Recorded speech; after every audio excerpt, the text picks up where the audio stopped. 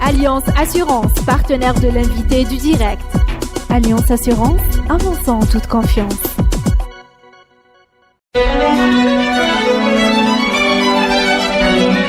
Pour bien s'entendre, il faut bien s'écouter. Rendez-vous sur M, la petite radio du Grand Maghreb. Amis auditeurs de Radio M, bonjour. Nous avons le plaisir de recevoir ce matin le professeur Abdelrahman Mebtoul, professeur en économie. Professeur, bonjour. Je vous remercie de l'invitation. C'est toujours un plaisir de vous recevoir à Radio M. Vous nous gratifiez de points de vue tranchants et toujours sans fioriture, et ça nous contente beaucoup, en plus de vos contributions écrites. La dernière que nous avons eu le plaisir de recevoir à Radio M et Maghreb Émergent, c'est votre intervention dans un colloque qui s'est tenu hier, on va en dire quelques mots, dans lequel vous faites un peu le bilan de l'économie algérienne et vous dites quelque chose qui a retenu mon attention. Ce bilan n'est ni négatif ni positif. Vous essayez de synthétiser une position sur la conjoncture, sur l'économie algérienne qui moi, me laisse un peu mal à l'aise. Est-ce que réellement le bilan n'est pas négatif, professeur Mebtoul ? Bon, tout d'abord, nos parents se remémorent ce qu'était l'Algérie en 1962. Vous êtes parti trop loin, là. Non, je ne suis pas parti loin parce que beaucoup de gens ont une vision de sinistrose depuis l'indépendance à ce jour. Oui. C'est un élément fondamental. L'Algérie de mars 2018 n'est pas l'Algérie de 1962. Parce que là, je ne reviens pas à l'histoire, elle est connue. Pour la période de 2000 à 2017. Qui nous intéresse en particulier. Beaucoup de gens ont une vision totalement de sinistrose. L'Algérie n'est pas en faillite. Comme j'ai eu l'occasion, dans plusieurs contributions d'un Maghreb émergent, l'Algérie traverse une crise de gouvernance et non pas une crise financière. Pourquoi ? À fin 2017, les réserves de change sont de 97 milliards de dollars, auxquels il faut ajouter 7 milliards de dollars au cours actuel de 1350 dollars l'once, des réserves d'or évaluées à 173 tonnes. Donc nous sommes... C'est jamais un bon signe, professeur, quand on commence à compter les réserves en or. Ça nous rappelle les années 90. Non, mais c'est quand même une garantie de l'État algérien. La dette extérieure, fin 2017, est de 6,3 milliards de dollars. Bon, c'est vrai qu'il faut avoir une vision objective. Je prends les deux données de 2016 et de 2017. Entre les réserves de change, il ne faut pas avoir aussi une vision, d'autosatisfaction, parce qu'elle était au 1er janvier 2014 de près de 195 milliards de dollars. On en a perdu 100 milliards. 100 milliards de dollars, c'est quand même... Est-ce que ce n'est pas ça qu'il faut d'abord souligner ? Non, ça c'est important. Je vais vous expliquer pourquoi. C'est que d'abord la sortie de devises, de biens, et de services qu'on oublie souvent, parce que les services, d'après les statistiques de la Banque d'Algérie ou du Fonds monétaire international, ont fluctué annuellement entre 10 et 11 milliards de dollars. Bon, il y a eu des rentrées de 3-4, ils vous donnent le solde net de 6,5-7 milliards de dollars. Et les transferts légaux de capitaux. On était avec une sortie de devises aux environs de 73-74 milliards de dollars en 2013. En 2016, les sorties de devises de biens sont situées à 47 milliards de dollars, auxquels il faut ajouter 10,5 milliards de dollars de services et 3-4 milliards, à peu près 60 milliards de dollars. Pour 2017, pour la sortie de devises de biens, malgré toutes les mesures de restriction... On n'est pas passé sous les 40 milliards. C'est 46 milliards de dollars, il y a eu une baisse que de 1 milliard de dollars. Les services, le gouverneur devant l'APN, il y a 3 mois, a dit qu'au premier semestre, elles étaient à 4,8 milliards de dollars, donc on s'oriente vers 10 milliards de dollars. Et plus les sorties légaux de capitaux, et là, beaucoup d'entreprises aussi n'ont pas été payées, hein, ce qui fait qu'ils n'ont pas pu aussi faire sortir leurs capitaux. On est arrivé à 56-57 milliards de dollars. Si on continue à cette allure, 2021-2022, effectivement, la tendance serait à aller vers 10 milliards de dollars de réserves de change. Parce que si vous prenez le solde des sorties de capitaux Et les rentrées de devises, ils ont été en 2016 de 29,5 milliards de dollars. C'était un cours de 47 dollars le baril en moyenne annuelle.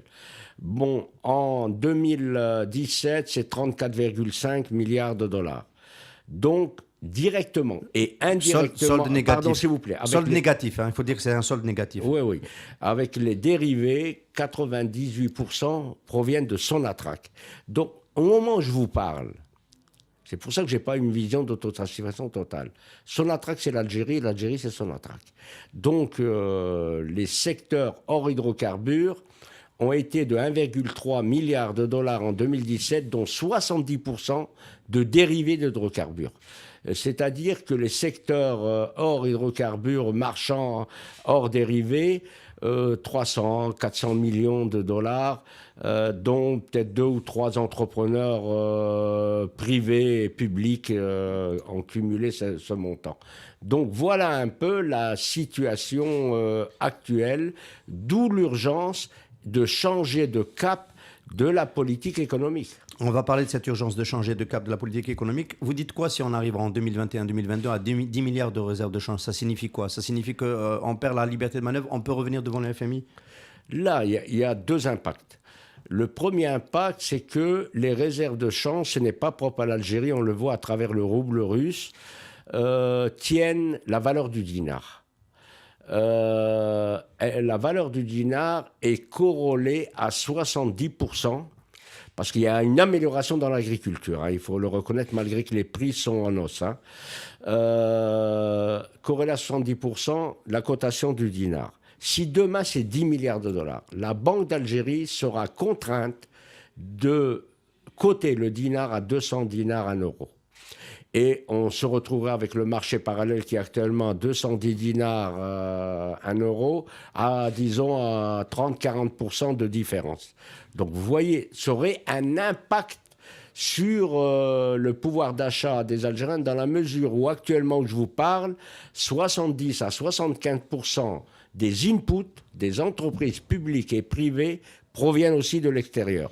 Que ce soit pour l'impact sur les biens de consommation finaux ou sur l'impact des entreprises, et beaucoup d'entrepreneurs se plaignent du dérapage du dinar. Il y a une autre raison du dérapage du dinar, c'est aussi pour combler le déficit budgétaire, artificiellement, parce que lorsque vous exportez en dollars, si vous dévaluez le dinar, vous gonflez la fiscalité hydrocarbures, et lorsque vous importez des biens, vous gonflez la fiscalité ordinaire. Donc, déjà, je ne sais pas si vous vous rappelez, il y a 6-7 mois, le gouverneur de la Banque d'Algérie avait dit il appartient au gouvernement de créer de la valeur. La Banque d'Algérie ne peut pas toujours, effectivement, par un dérapage accéléré du dinar, soutenir le déficit budgétaire. Est-ce que tout ça, professeur Mektoul, ne veut pas dire peut-être que l'effort du gouvernement ou des gouvernements successifs, il y en a eu 3 depuis le début du contre-choc pétrolier, pour réduire le déficit de la balance des paiements, notamment le déficit de la balance commerciale, cet effort-là est arrivé un peu à ces derniers retranchements. C'est-à-dire qu'on a baissé que de 1 milliard sur la partie biens. La partie service n'a pas beaucoup baissé. Et encore, vous faites bien de rappeler qu'il y a des entreprises étrangères qui n'ont pas été payées, donc qui n'ont pas encore rapatrié, donc on n'a pas fait encore de sortie de devises. Est-ce que cette piste-là, est-ce qu'il y a encore une possibilité d'aller plus loin? Est-ce que vous considérez que de ce côté-là, c'est terminé? Si on veut maintenir un rythme d'activité minimal dans l'économie algérienne, on ne peut pas descendre plus bas dans nos importations et donc dans nos sorties de devises. Non, il y a un élément très important, c'est que le gouvernement agit uniquement sur les biens. Or, il y a les services. Il faut aussi mobiliser la ressource humaine algérienne. Elle existe dans des jointures entre des bureaux d'études algériens et bureaux étrangers pour abaisser également la facture des services. Il ne faut pas s'appesantir que pour les biens. Concernant les biens, il y a une incompressibilité. Le ministre du Commerce, qu'est-ce qu'il vous le dit? Je vais interdire 1000 produits, mais l'impact ne sera que de 1,5 milliard de dollars. Et on a vu les tâtonnements du ministère du Commerce. Dans la précipitation, certains produits étaient prohibés à l'importation alors qu'ils n'étaient pas produits localement ou en quantité insuffisante. Ça a paralysé pas mal d'entreprises. C'est-à-dire qu'il faut prendre la réalité de la structure productive algérienne. Elle est là, c'est que l'ONS vous le dit d'une manière très très claire, 80% de la superficie économique algérienne est constituée de petits commerces et de services. Le secteur industriel, c'est le chiffre de l'ONS de fin 2016, représente 6% du produit intérieur brut, pas plus. Et le grand problème qui se pose, c'est que si on leur bloque effectivement ou les inputs, ils doivent fermer, ou si on dérape le dinar, ils sont obligés d'augmenter les prix pour éviter disons... C'est pas tout à fait pareil. Bloqué administrativement par la politique des quotas ou tout simplement du ban de certaines listes, c'est pas comme renchérir le dinar, le laisser baisser face à la devise, parce que renchérir le dinar, rendre l'importation plus chère en laissant le dinar filer vers le bas, flotter, donc baisser en réalité, ça rend plus cher ces inputs, mais ils seront disponibles. Il y aura une incidence coût, il y aura de l'inflation importée. Oui, est-ce que c'est pas vers cette solution qu'on va tout de même, un petit peu, je sais que vous êtes en relation avec le gouverneur de la Banque d'Algérie, M. Mohamed Loukal, est-ce que c'est pas vers cette solution qu'on va finalement quand même revenir à nouveau, puisque cette solution a été stoppée depuis l'arrivée justement de M. Loukal à la tête de la Banque d'Algérie, laisser dériver le dinar? Non, on doit saluer les efforts importants de la Banque d'Algérie pour essayer de maintenir effectivement le taux d'inflation. Il y a eu un effort quand même important de la Banque d'Algérie. Et pour vos auditeurs, il faut éviter la maldonne. Le gouverneur dépend du président de la République. Il ne dépend pas du gouvernement. Ça, c'est la Constitution qui le dit. Non, il est nommé par le président de la République, mais il ne dépend pas du président de la République. Si on veut il dépend de la présidence. Il est nommé par le président. Non, il dépend de la présidence. Le gouverneur ne dépend pas la politique de la Banque d'Algérie est faite par le Conseil de la monnaie et du crédit, elle n'est pas faite par le président de la République. Quand on dit il dépend du président de la République, ça veut dire que si le président de la République décide de dévaluer, il prend son téléphone, il appelle le gouverneur et il dévalue. Non, on ne va pas mettre dans l'embarras le président de la République. Vu qu'il téléphone. Disons la présidence en tant qu'institution. La présidence en tant qu'institution. Elle ne dépend pas de l'exécutif, malgré tout ce qu'on a pu dire dans la presse, à travers notamment le financement non conventionnel. Donc, toujours est-il, c'est que il y a une limite au dérapage du dinar. Parce que, en termes techniques, les gens parlent de glissement. La Banque d'Algérie parle de glissement.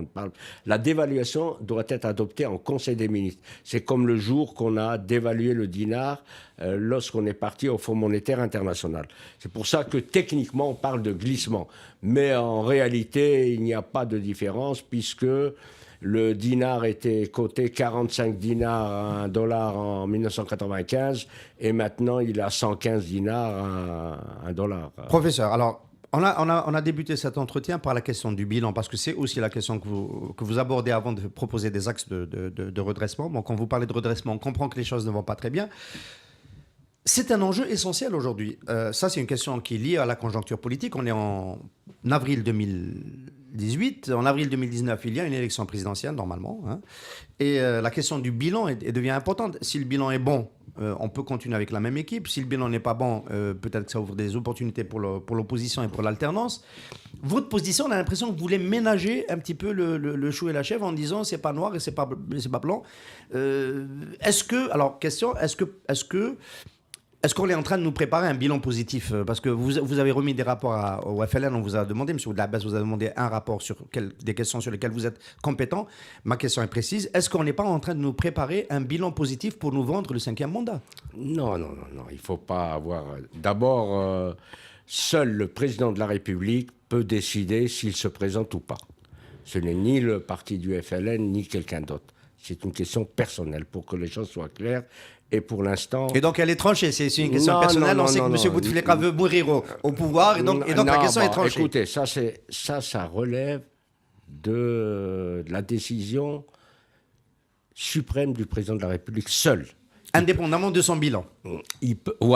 Non, c'est pas son bilan, c'est que son bilan n'est pas totalement négatif. Il faut pas avoir une vision de sinistrose. Si on prend la situation de 2000, c'est vrai qu'on a vécu une période de terrorisme affreux, avec des destructions massives des infrastructures, tout ce qui a pu être fait. C'est vrai que il y a quelquefois des surcoûts, des mauvaises gestions, etc. Bon, deuxième point sur lequel je voudrais m'appesantir, c'est que ce qui me gêne, c'est que un président de la République, quel qu'il soit, donne des orientations. Il n'est pas responsable de la gestion. Moi, ce qui m'étonne, c'est que chaque ministre vous dit « Oui, c'est le président, c'est le président, c'est le président ». C'est un peu le cas. C'est malheureux de dire... Attendez, on va être précis, parce qu'on évoque le sujet, ce n'était pas prévu, mais on va s'arrêter une seconde dessus quand même. Une orientation comme celle du Premier ministre, M. Ahmed Yahya, sur les PPP, qui était une forme de privatisation, qui ne disait pas son nom, etc. On peut considérer que c'est de la gestion, c'est le Premier ministre, il veut redistribuer des actifs publics, de mettre du dynamisme dans des entreprises publiques qu'on en a besoin, créer un marché financier, etc. Et il y a une instruction qui vient de la présidence de la République, peut dire stop, il n'y a rien qui bouge si je ne redonne pas. C'est quand même le président qui donne le holà. C'est lui qui... Il intervient dans la gestion directe. Non, s'il vous plaît. Et il y a des dossiers qui ne bougent pas parce que le président refuse que ces dossiers bougent. Non. Nous sommes dans la Constitution, dans un régime semi-présidentiel. Moi, je suis bien placé, puisque entre 96 début 2000, il y avait un chef de gouvernement et j'avais le rang de ministre délégué. Donc, c'était un chef de gouvernement. Maintenant, ce n'est qu'un Premier ministre. Nous sommes dans un régime semi-présidentiel. Donc vous confortez ce que je suis en train de dire. C'est-à-dire qu'on a plus de pouvoir à la présidence. Non, laissez-moi terminer. Ensuite, lorsque la présidence, en tant qu'institution, et à sa tête le président de la République, donne des orientations, la gestion courante relève des ministres. Il y a des ministres pour voiler leur incompétence ou un bilan négatif, font tomber tout sur le président de la République. Ça, je ne suis pas totalement d'accord. Bon, pour revenir globalement à votre question, parce que c'est ça votre question de fond. Bon, il y a eu des insuffisances. Maintenant, il s'agit de corriger les insuffisances. Bon, il y a eu des aspects positifs. Bon, on peut en parler dans l'eau, dans l'éducation, malgré que le niveau il est relativement baissé. Il y a eu dans les infrastructures. Avant, nous, je vous parle d'Oran, par exemple. Nous, on buvait de l'eau salée 3 fois par semaine. Maintenant, c'est de l'eau douce. Avant, je me rappelle, je faisais Oran, Alger, Constantine, Annaba, en 2 jours. Bon, maintenant, l'autoroute, malgré toutes les déboires, et on peut en reparler, il y a eu peut-être 20-30% de surcoût, mais elle existe. Donc, il y a eu quand même pas mal de réalisations qui ont pu être faites. Maintenant, il y a des insuffisances. Et c'est tombé avec une conjoncture où il y a une chute de 40% des recettes d'hydrocarbures. OK ? Bon, maintenant... Pourquoi vous dites insuffisance ? Est-ce que c'est pas tout simplement un échec complet de modernisation de l'économie énergétique que vous venez d'incarner dans un chiffre ? La part des exportations de biens et de services, de biens manufacturés et de services, qui, hors Sonatrach et produits dérivés de Sonatrach, représentent rien du tout. Est-ce que c'est pas ça ? Est-ce que si on devait retenir qu'un seul chiffre, est-ce que c'est pas ça à la fin des années ? Pourquoi vous incombez qu'à cette période ? Moi, j'ai fait partie de tous les gouvernants depuis 70 à ce jour.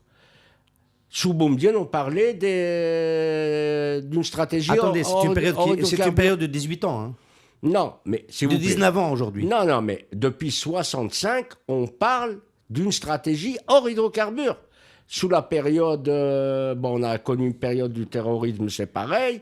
Sous la période de Chedli qui a duré énormément, on a parlé aussi d'une stratégie hors hydrocarbures. Bon, maintenant, le grand problème qui se pose, c'est que... Vous considérez que le fait d'avoir échoué à changer de modèle, à diversifier les exportations, c'est juste une insuffisance, c'est pas un échec? Non, il y a eu des réalisations. Cet argent n'a pas servi uniquement... c'est-à-dire que là, il y a effectivement, la population en a profité, c'est clair et net.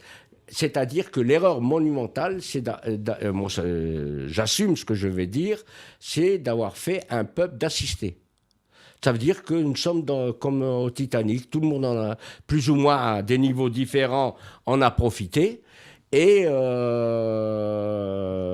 c'est-à-dire que ce soit la société civile, les partis politiques de l'opposition ou du pouvoir, tout le monde en a profité. C'est vrai qu'il y a une concentration de revenus peut-être au niveau d'une minorité, mais tout le monde s'est complu dans cette situation au nom d'une paix sociale factice.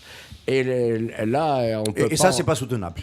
Et c'est pas soutenable. C'est pas soutenable. Alors, comment vous commentez le fait, si on est d'accord pour dire que c'est pas soutenable dans la durée, nous on est d'accord pour que les gens en profitent, qu'on s'entende bien, à condition que ça soit soutenable. Voilà, parce que c'est toujours très dur quand on s'est habitué à un certain niveau de revenus et de distribution, qu'on ne peut pas assurer dans la durée parce que ça provoque des ruptures qui sont plus dangereuses. Voilà, on est d'accord, on a connu octobre 88 et on sait qu'est-ce que ça donne d'être frustré, de perdre des acquis. Alors, tout de même, dans la nouvelle démarche du gouvernement, enfin je ne sais pas si on peut parler de nouvelle démarche, on a eu un rebond des dépenses pour la loi de finances de 2018, notamment des dépenses d'équipement. Bon, ça a fait du bien aux entreprises algériennes qui ont retrouvé du plan de charge en partie. On sent un frémissement de ce côté-là.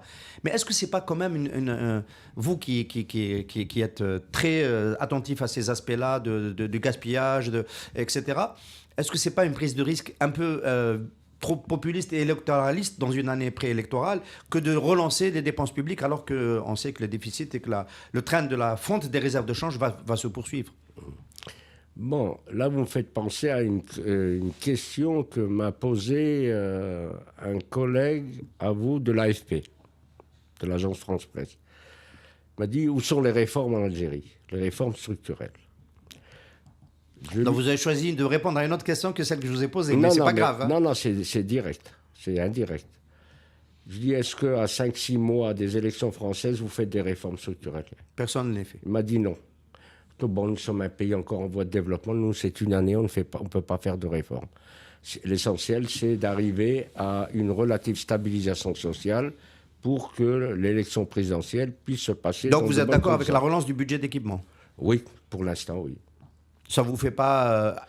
Est-ce que vous n'ajoutez pas une condition? Si ça doit profiter encore aux entreprises chinoises? Non, là, le grand problème, je crois que les directives du gouvernement, c'est que de privilégier les entreprises algériennes. Ça, c'est des directives. Ça se vérifie, ça, sur le terrain, oui, professeur? Vous pouvez en parler avec les entrepreneurs. Actuellement, la directive, par exemple, du ministre de l'Habitat, c'est de privilégier. Mais là, il faut être réaliste. Est-ce qu'ils ont les capacités? Effectivement, il nous faut des entreprises. J'en considère, même dans l'entreprise privée. Bon, je vais citer une entreprise comme Hasnaoui, ou même Haddad, etc. Bon, c'est des entrepreneurs. Je parlerai de Issa Darbrab. On a des entrepreneurs. Bon, ça se compte sur le bout des doigts. Mais le grand problème qui se pose, il nous faudrait des entreprises performantes. Pour l'instant, on a décidé de privilégier les entreprises algériennes et c'est des directives très strictes du ministre de l'Habitat il y a à peu près 45 jours. Professeur Mtoul, j'allais vous dire, qu'est-ce qu'il faut faire pour éviter de se retrouver face au FMI en 2022, en suivant le train des dépenses et du déficit que nous avons tracé ensemble?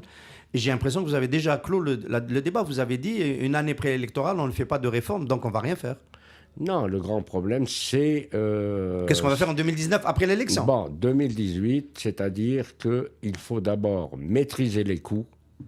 On peut faire sans faire de réforme, c'est-à-dire faire des économies de gestion, éviter le gaspillage, stabiliser le corps social. Alors, je reviens à mes propositions.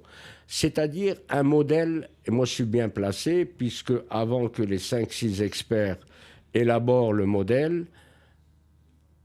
On parle de la task force auprès du gouvernement. Le fameux modèle économique. J'ai réalisé sous ma direction pour le compte du gouvernement toute une étude allant des mutations mondiales, de l'anthropologie sociale et effectivement des actions sectorielles, qui a été modélisée par la suite. C'est qu'un modèle n'est qu'un modèle. Il ne peut être porté que par les forces politiques, économiques et sociales. Ça, c'est l'économie est avant tout politique. Et moi, je dis que pour la période qui engage l'Algérie, parce qu'il y a un problème aussi géostratégique, parce que les tensions géostratégiques sont à nos frontières. Il ne faut pas les oublier. Parce qu'il y a un lien dialectique entre la sécurité et le développement. Sans développement, il n'y a pas de sécurité, et sans sécurité, il n'y a pas de développement. Donc, il nous faut un front social solide, ça c'est une condition sine qua non pour traverser la phase. On reviendra à la troisième partie sur l'évolution du cours du pétrole. Parce qu'il ne faut plus se faire d'illusions. Le seuil, d'après les informations que j'ai en tant que spécialiste de l'énergie, le seuil 2018-2020 ne peut pas dépasser $70. Ça va être le seuil sous réserve de plusieurs conditions parce qu'il peut baisser en bas de $70. Le deuxième est là, il nous faut tenir compte de nos différentes sensibilités. Pour moi, le plus grand ignorant est celui qui prétend tout savoir. Il faut qu'on arrive à tolérer nos différences et d'aller vers un front social. Alors, vous dites, professeur, que donc il ne faut pas compter sur le retour à un pétrole cher. Ça signifie quoi en termes de stratégie pour Sonatrach? Je sais que vous participez à l'élaboration de la stratégie, le management stratégique de 2020-2030 de la compagnie nationale. Ça signifie plus d'autonomie, plus d'aller vers l'international, se diversifier, se recentrer sur son métier de base, développer plus de partenariats avec les compagnies étrangères. Ce serait quoi le bon positionnement pour faire face à cette tendance? Moins de rente, plus d'industrie. Bon, d'abord, je connais très très bien le secteur et je tiens personnellement, et sans faire démagogie, à rendre hommage à l'actuelle équipe dirigeante de Sonatrach. Ils sont en train de faire un travail remarquable. Ils ont compris effectivement que la société Sonatrach doit s'adapter aux mutations mondiales qui sont en cours à travers le monde. Et pour vos auditeurs, je vous donne une information officielle, il n'est pas question de privatiser Sonatrach. Ça, c'est pas une information, ça s'est toujours dit. Hein, donc, non, mais il y a eu quand même des rumeurs qui ont couru à droite et à gauche. Et là, effectivement, il s'agit de rendre performant, effectivement, Sonatrach par un nouveau management. Je vous donne un exemple. Si, par exemple, on a 34 milliards de dollars de recettes et on arrive à réduire les coûts de 15%, 15% seulement, c'est plus de 5 milliards de dollars.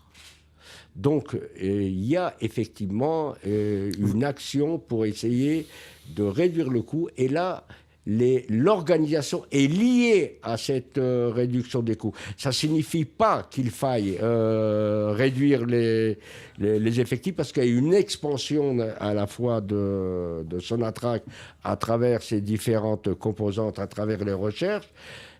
Actuellement, est l'élément fondamental sur lequel devrait assister, c'est une audit financier très très solide, notamment des immobilisations, une audit des ressources humaines, dans quel segment Sonatrach peut être concurrentiel sur le plan, disons, des filières internationalisées.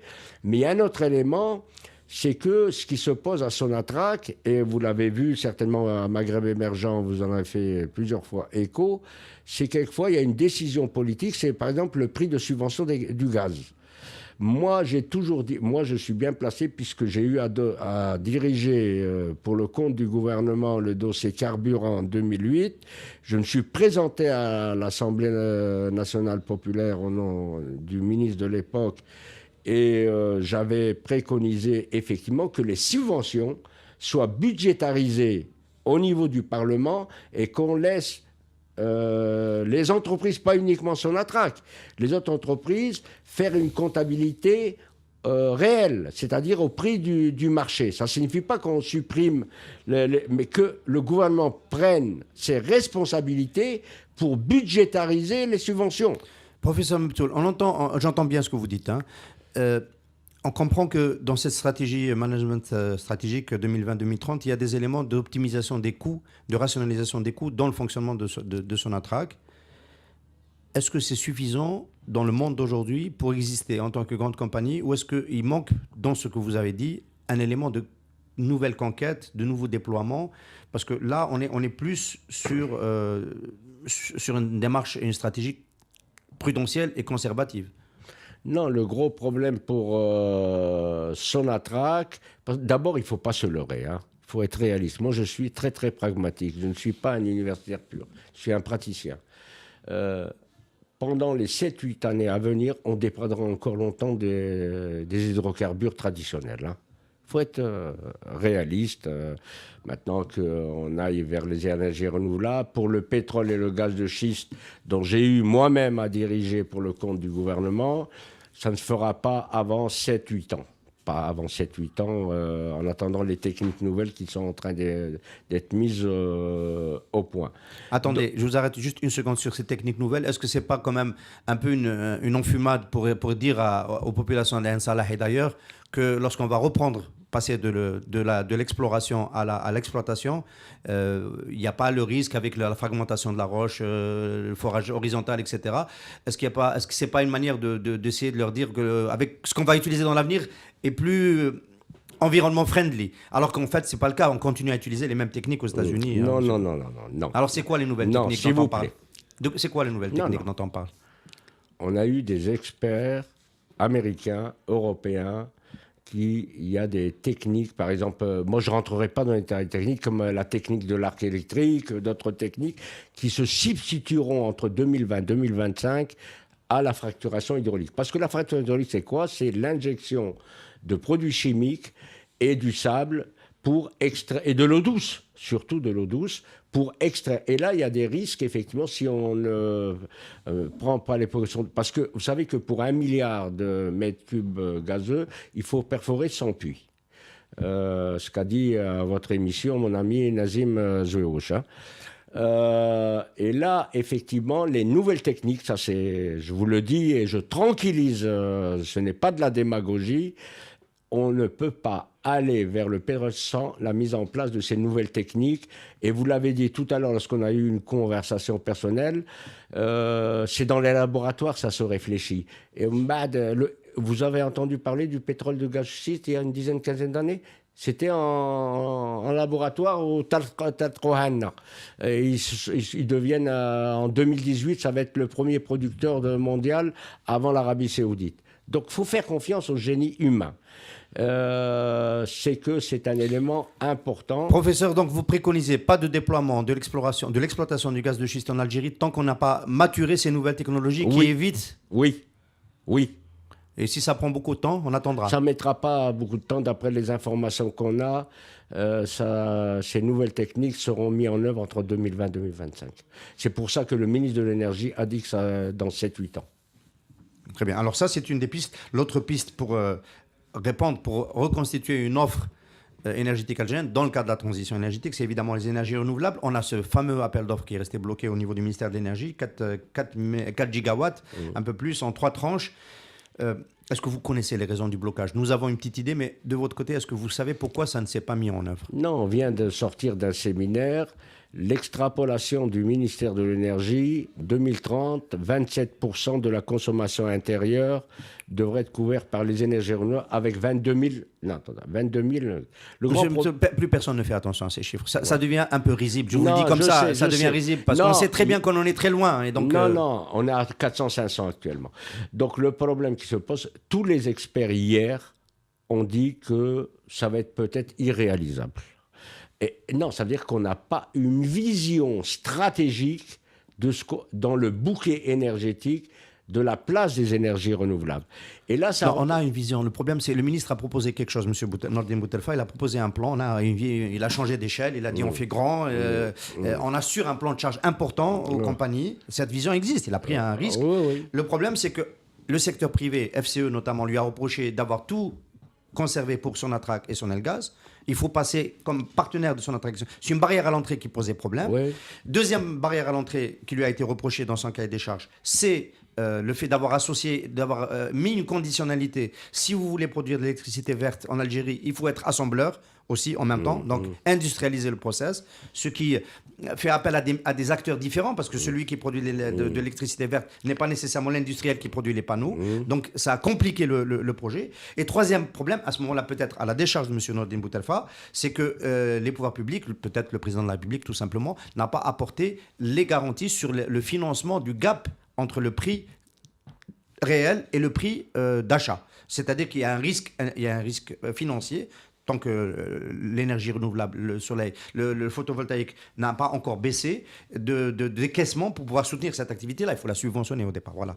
Oui. Et donc le niveau des mobilisations financières n'a pas été défini par le gouvernement. Et donc cet arbitrage n'étant pas fait, on n'a pas pu lancer l'appel d'offres. C'est quand même plus compliqué. Aujourd'hui, on veut assurer la sécurité énergétique de l'Algérie. Qu'est-ce qui va se passer? On va rester toujours comme ça? Ça fait 18 mois qu'on attend.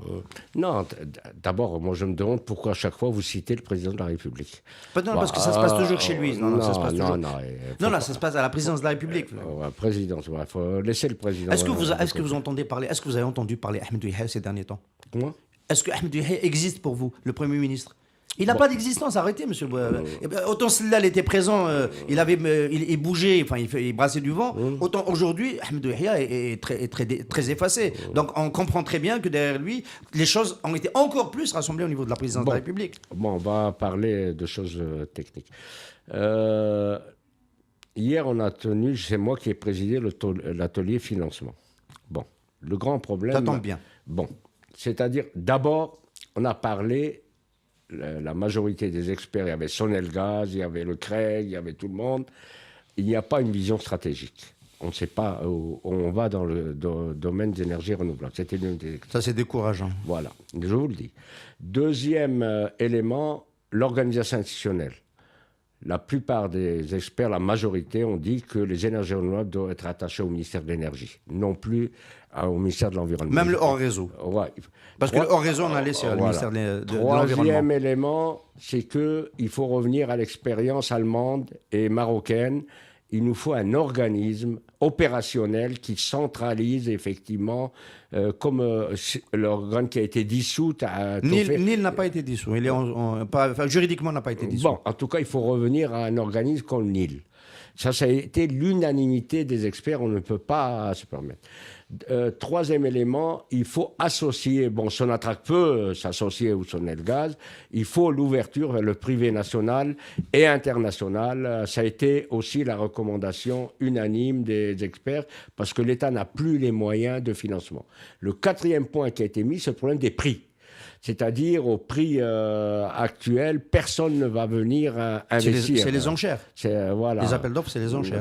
Non, le prix actuellement est subventionné, le prix de l'électricité, le kilowattheure. Donc, il faut trouver des mécanismes d'encouragement pour que le prix soit au niveau du prix du marché. Voilà un peu, c'est des choses totalement opérationnelles qui ont été mises en œuvre de l'atelier que j'ai présidé hier. Vous avez des chances d'être écouté, professeur, les recommandations? On va faire des recommandations qu'on va envoyer, comme vous le dites, si bien au gouvernement et à la présidence de la République.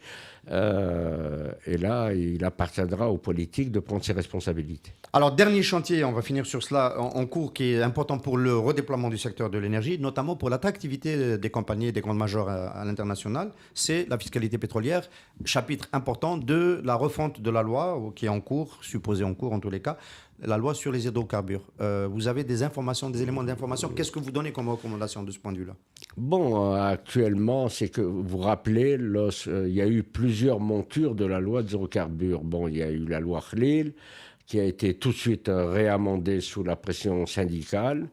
Et je me permets de vous interpeller sur ça. Il n'y a pas eu que la pression syndicale, il y a eu la pression des partenaires de l'Algérie dans l'OPEP, notamment l'Arabie Saoudite, qui trouvait qu'il y avait des cadeaux faits aux multinationales qui n'étaient pas justifiés. Je suis d'accord avec vous. Et bon, ça c'est une drôle d'histoire. Et il y a eu la loi de février 2013. Or, la loi de février 2013, qu'est-ce qu'elle dit dans sa partie fiscale? Elle dit lorsque le baril est à $30, ensuite, il y a une proximité de l'impôt que payent les compagnies étrangères. C'était au moment où le baril était à $110. Vous savez que les 4-5 dernières années, les grandes compagnies n'ont pas soumissionné. Il faut être clair, net et précis. Bon, les grandes compagnies qui étaient déjà là, étaient là. Et il y a eu un problème, c'est-à-dire, rappelez-vous, les fameux litiges avec Sonatrach, parce qu'en termes de droit international, une loi n'est pas rétroactive. Et on a été à Sonatrach et s'est embourbré dans des milliers de litiges. Et je n'ai rien compris ce qu'ont fait les juristes de Sonatrach en essayant d'appliquer la rétroactivité de la loi. Et on a perdu le procès, et ensuite, sous forme de production pétrolière additionnelle, on a compensé effectivement ces litiges. Bon, la partie fiscale, il faut la revoir. Moi, en tant qu'expert, j'ai préconisé que la règle des 49,51% s'applique uniquement aux grands gisements. Pour avoir dirigé l'étude avec mon ami Nazim Zououesh, c'est qu'on a constaté que le taux de profit des canalisations était inférieur de 30% par rapport à celui de l'amont. Donc, il n'est pas question, comme je l'ai dit précédemment, de toucher à Sonatrach, et elle reste la propriété à 100%, des filiales de Sonatrach, on les laisse à 100%.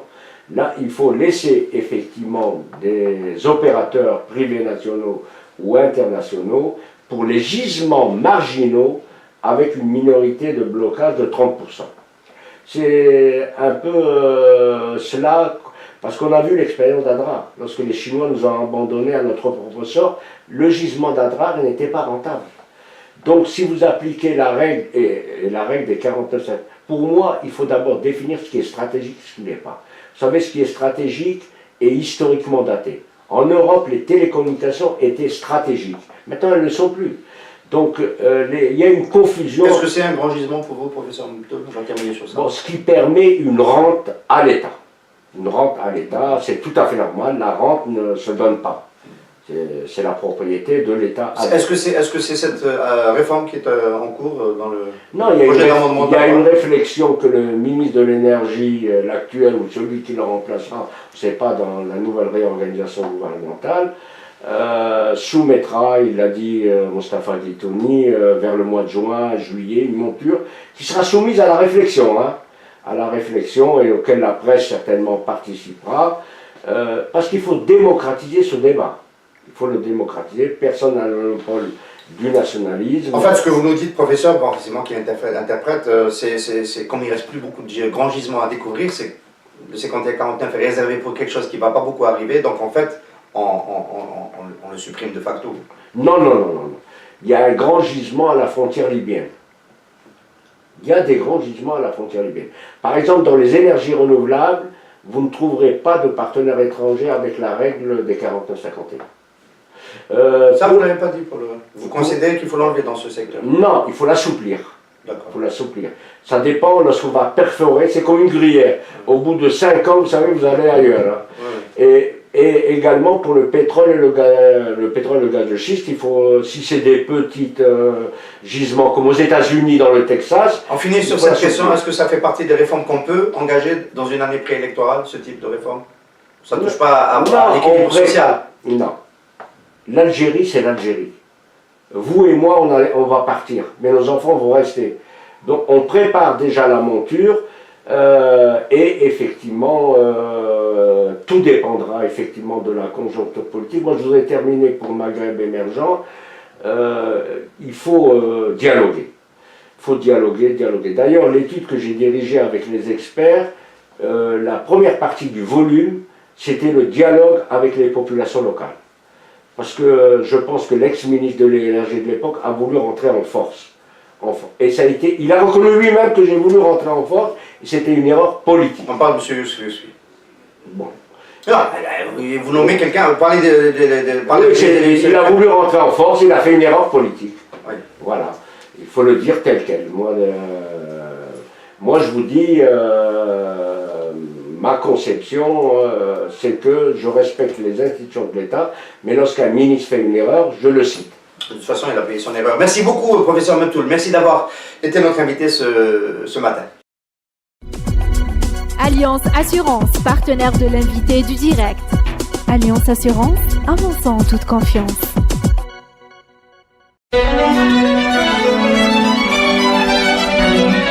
Pour bien s'entendre, il faut bien s'écouter. Rendez-vous sur M, la petite radio du Grand Maghreb.